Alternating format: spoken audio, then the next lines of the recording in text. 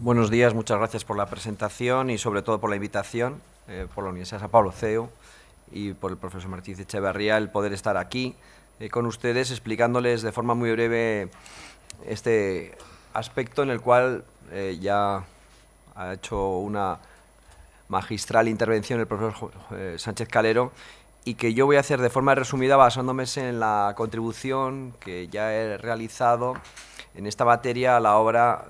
que de alguna forma va a recoger las ponencias de este congreso. Cuando inicialmente me propuso este tema el profesor Martínez Echeverría, yo que me suscitó cierta, no voy a decir sorpresa, pero sí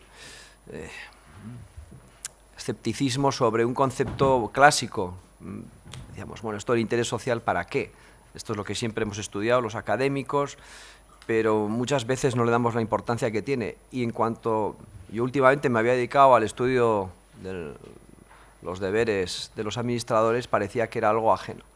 Mi sorpresa, y lo digo con humildad, es que realmente, como ha dicho el profesor Sánchez Calero, cuando uno se sumerge en esto se da cuenta de que es una pieza esencial del funcionamiento corporativo de las sociedades.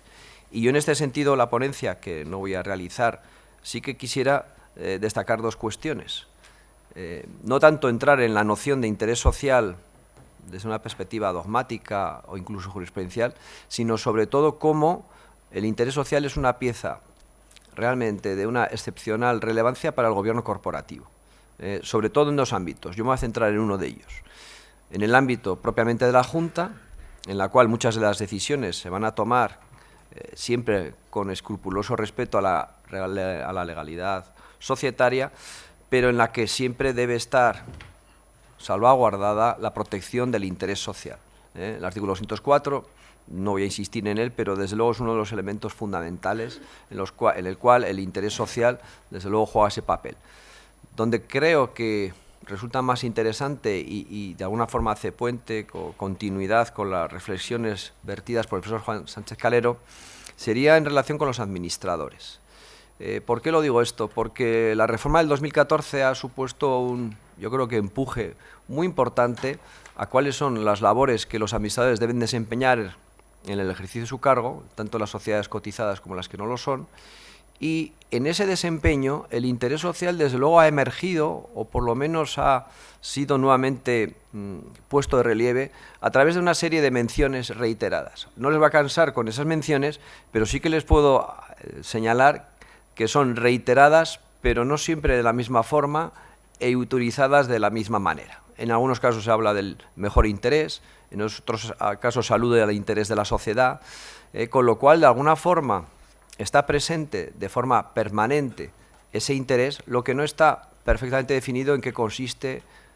cuál es su alcance y cuáles son sus objetivos. Yo lo que en esta breve reflexión quiero trasladarles es que la actuación de los administradores en el ejercicio de su cargo se tiene que adaptar, adecuar al interés social. Y eso no solo es una cuestión teórica o dogmática, sino que tiene que tener también consecuencias prácticas. A mi juicio, como bien saben, los deberes de los administradores se concentran en el denominado deber de diligencia y el deber de lealtad. Pues bien, el interés social, desde luego, debe constituir, a mi juicio, un criterio de evaluación sobre cómo esos administradores están realizando su labor. Esa labor o ese control no solo es un control, vamos a decir así, ex ante, sino que también debe servir como un control ex post que permita determinar efectivamente si la labor que están llevando a cabo en el desempeño de su cargo resulta adecuado a los intereses de la sociedad. Por eso es por lo que, desde esa perspectiva, el interés social también ya despierta una doble legitimidad o una doble faz de consecuencias. Desde una perspectiva negativa, porque va a permitir prohibir o censurar todas aquellas actuaciones que los administradores lleven a cabo en contra del interés social. Pero también, por otra parte, va a legitimar o facultar al administrador para que, teniendo en cuenta ese objetivo que persigue su labor como tal, todo lo que lleve a cabo tratando de lograr dicha consecución será perfectamente legítimo y admisible. Eso, en la práctica, ¿en qué se materializa? en que será fundamental determinar cuál es el interés social de la entidad en cuestión. Y aquí es donde yo creo que son muy importantes las reflexiones vertidas anteriormente por el profesor Sánchez Calero en el ámbito de las cotizadas, pero que también son trasladables al ámbito de las no cotizadas. Ya en algunas sentencias y basándose en jurisprudencia anterior, se consideraba que el interés social de alguna forma podía ser no definido, pero sí materializado en cada caso, dependiendo de cuál era el sentir de los socios, fundamentalmente en los estatutos y en los pactos parasociales. Es decir, ese instrumento parasocial servía para determinar, sobre todo en las sociedades no cotizadas, cuál podía ser el fin que esa sociedad perseguía y poder determinar, en consonancia con ello, cuál va a ser el parámetro de actuación de los administradores. Pues bien,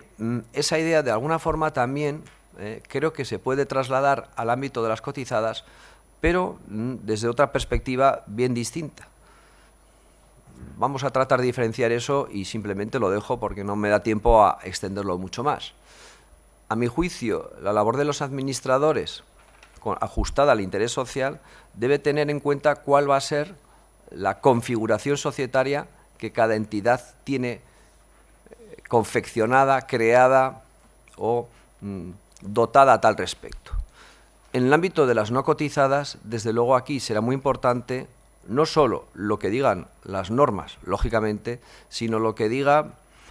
los estatutos y los pactos que de alguna forma nutran esa relación, con lo cual ese interés podrá ser elásticamente considerado en función de esos intereses y podrá tener en cuenta no solo los intereses societarios clásicos, sino otros posibles intereses que en ese sentido se den, incluyendo acreedores, incluyendo inversores, incluyendo otro tipo de posibles criterios medioambientales, sostenibles, etcétera, etcétera, pero dejando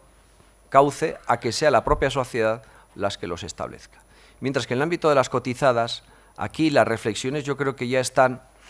bien materializadas en el Código de Buen Gobierno del año 2015, en el cual el interés social, podríamos decir, aun en el plano del derecho blando, sí que se extiende de una forma mucho más amplia a otro tipo de criterios. Con lo cual, en el ámbito de las cotizadas, la labor de los administradores deberá adecuarse a una concepción de interés social mucho más amplia, en la que la sostenibilidad, la realización de actividades respetuosas con el medio ambiente y con otro tipo de elementos, desde luego deberían ser tenidas en cuenta. La consecuencia de esto, ¿qué supone? ¿Puede un administrador, y con esto yo quiero ir acabando porque prefiero que no me, como decía vulgarmente, dejarles con las ganas que agotar al tiempo y sobre todo al moderador, pasándome papeles? La cuestión práctica, que a mí es la que me parece interesante en un congreso como este también plantear, es: ¿se pueden dar situaciones en las cuales un administrador se le puede demandar o se le puede hacer responsable por la vulneración de un interés social basándose en la concepción que esa sociedad articule sobre esa noción? A mi juicio, desde luego, el ordenamiento nos da pautas para que eso sea así. Yo lo que patrocino o preconizo es que en ocasiones el interés social diferirá dependiendo de cuál sea la voluntad de los socios a la hora de configurar esa sociedad y de poder expandir o extender el interés social más allá de sus límites pura y estrictamente societarios. Y que ese ámbito, sin embargo, en las sociedades cotizadas no se puede reducir porque, bien sea por el cauce normativo, por la normativa comunitaria y por las propias recomendaciones de los códigos de buen gobierno, están llamando a que los consejeros de las grandes corporaciones siempre deberán tener en cuenta esos elementos, podríamos decir, ajenos a la estricta configuración societaria para poder llevar a cabo su labor. Y si no lo hacen, podrán ser hechos responsables de ello. ¿En base aquí? A un incumplimiento del deber de diligencia o de lealtad. Yo, desde luego, me decantaría por considerar que en esos casos estaríamos ante un incumplimiento del deber de lealtad, desde el momento en que se estarían anteponiendo los intereses